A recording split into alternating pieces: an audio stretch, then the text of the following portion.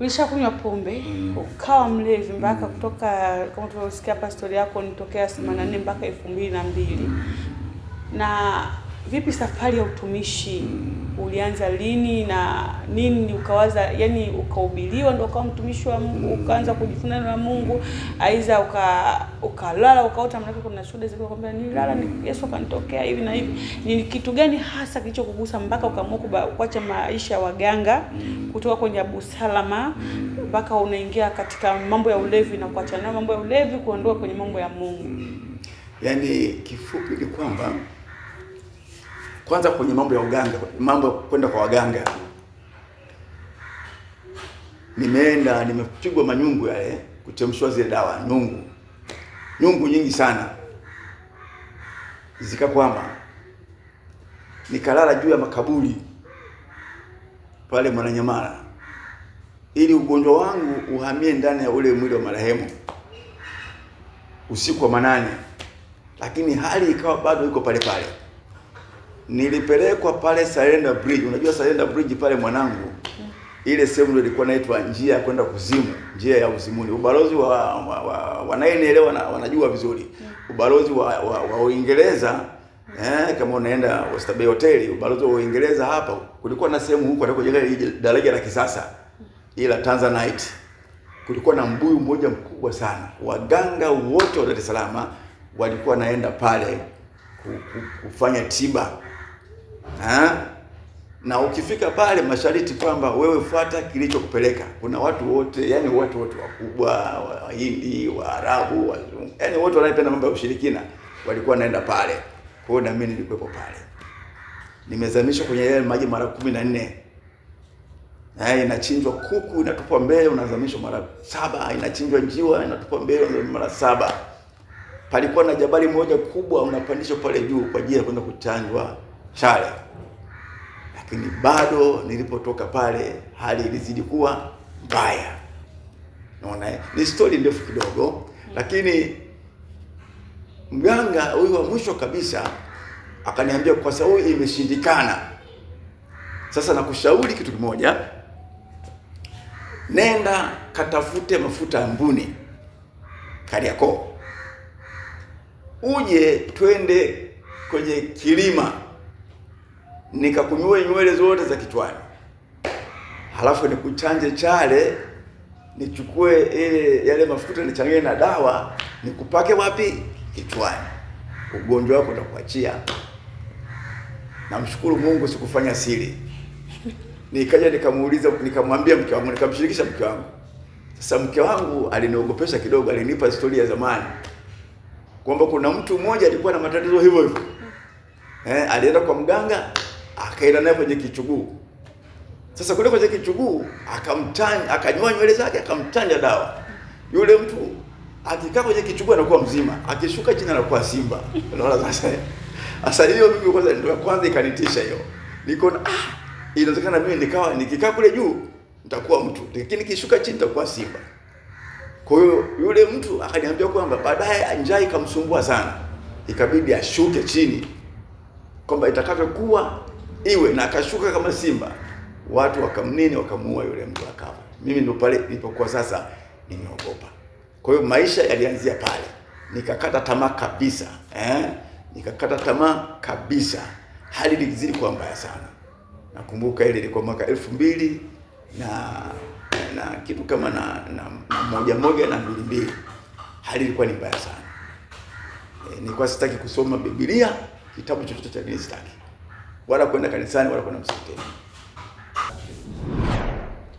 Kwa hiyo neno la Mungu lilikufikiaje? Hizo safari yako ya wokovu baba kuaje mpaka ukafika mpaka sasa unajulikana askofu, sio mchungaji tu bali ni askofu Gama?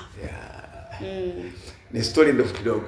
Nilipokuwa nimekata tamaa kabisa, lakini siku moja nikiwa pale nyumbani kwangu, kulikuwa na hii kitabu cha Agano Jipya, Biblia ya Agano Jipya ile ndogo ile, tena imechanika. Nikajikuta napata hamu ya kuifungua kile kitabu, kuchukua kile kitabu. Lakini kwa sababu sipendi yale mambo, lakini nikakichukua kile kitabu tu kwa sababu basi nilipata ile shauku ya kufungua. Nikafungua sehemu. Nilipofungua siwezi kusahau mpaka kesho kutwa. Nikakutana na sura ya 5 ya kitabu cha Marko na mstari wa 25. Huo ndio ulikuwa umenishitua huo mstari. Kwa sababu nilikuwa nimeishiwa kabisa, maana sasa hata hela ya kula ni shida, hela ya kwenda hospitali sina, hela ya kwenda kwa waganga tena sina, nimeishiwa mapozi. Sasa ule mstari unazungumzia habari za mwanamke mmoja aliyetoka damu miaka 12 na alitumia pesa zake zote kwa ajili ya waganga. Kila alichokuwa nacho, ndivyo nilivyokuwa mimi. Nilitumia kila kitu nilichokuwa nacho kwa waganga wa kienyeji, hospitali, lakini kusinisaidie kitu. Sasa niliposoma ule mstari ndio ukanishitua. Nikaona kama vile Mungu anaongea na mimi. Kwamba yule mwanamke, lakini baadaye yule mwanamke aliposikia Yesu anapita, akasema moyoni mwake, nikigusa pindo la vazi lake nitapona. Sasa nikaona kama vile hili neno linasema na mimi, lakini sikulitilia sana maanani. Nikakaa na matatizo yangu, kwa sababu roho ya kwenda kanisani kwa sina. Lakini baadaye hali ilikuwa ni mbaya sana. Nikaambiwa sasa nisafirishwe nipelekwe nyumbani, nikazikwe, niwe karibu na nyumbani kwetu Songea, ili nizikwe kwa urahisi zaidi, usiwe na gharama.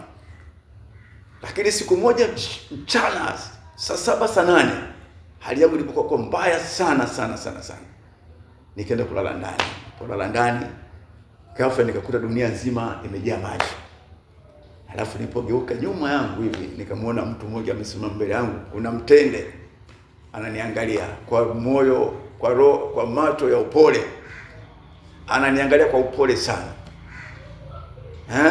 Sasa aliponiangalia nikashtuka. Niliposhtuka nikaanza kuhema sana. Lakini kuna siku mambo ni mabaya sana. Mungu akanionyesha vijana wa kirokole kama 3 wanatembea mchana ule saa 7 saa 8. Hali ni mbaya, wanatembea. Nikawadharau sana wale vijana. Kaambia nyinyi si chochote. Nikasikia sauti inaniambia, hao naomba si chochote, wewe ndio sio chochote. Kwa sababu sasa hivi unaenda kufa, lakini hao wana uzima wa milele. Nikadharau. Basi kuna siku nikapata nguvu kidogo. Nikaenda kwenye shughuli zangu kule Mwananyamala, pale uwanja wa mpira pale Sparta.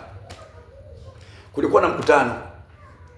Askofu Swai ndo naelezea sasa chanzo cha wokovu wangu mimi. Kulikuwa na mkutano wa neno la Mungu pale uwanja wa Mwananyamala Sparta pale kanisa la TG lile la Kinondoni, wakawa na ubiri pale. Lakini walivyokuwa na ubiri, alikuwa na ubiri, nakumbuka mchungaji mmoja anaitwa Kitoi. Nampenda sana yule baba. Mimi nilikuwa niko mbali kabisa, mbali na ile eneo. Lakini yule mchungaji alikuwa anaongelea habari ya dhambi. Anaelezea dhambi ilivyokuwa mbaya. Dhambi inavyotesa watu. Dhambi.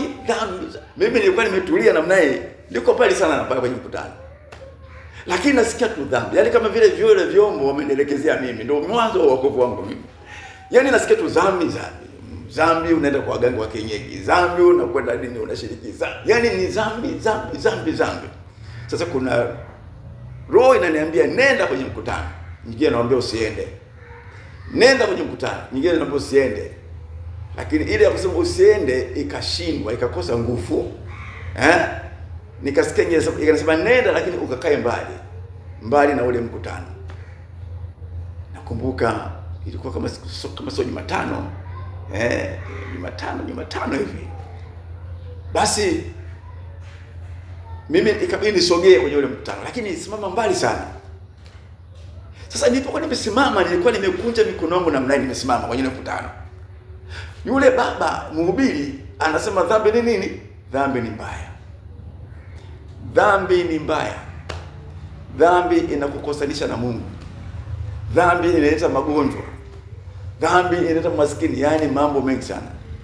Kwa sababu ni siku nyingi sana imepita. Siwezi kukumbuka yote. Lakini funga na kufungua nikajikuta anaposema dhambi ni mbaya na isogelea ile ni memba ile pale anapohubiria yule mhubiri na karibia.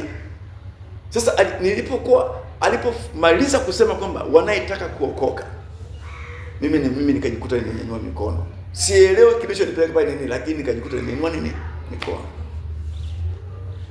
Sikuangalia watu ambao wananihusu, na mimi pale nilikuwa ni mwenyeji sana, hakuna asiyonifahamu, lakini nikajikuta mimi nainua mikono, nikawa wa kwanza. Na yule baba alipotuongoza ile sala ya toba, alipoanza kuomba, ndipo nilipoona kwa mara ya kwanza kwa muda wa miaka 19 ninatoka jasho kwenye kwapa, nasikia vitu vinateremka vya baridi, nashika mimi naona maji. Lakini sio hicho tu, nikawa nasikia sindano kwenye mwili wangu zinachoma, lakini zinaumiza, lakini haziumizi sana. Sasa tukia pale tukadikisha maneno, majina yenu tukadikisha majina. Na nimerudi sasa, tunarudi nyumbani, naona nasikia hamu ya kula chakula. Tukia pale nikasema nitakazana.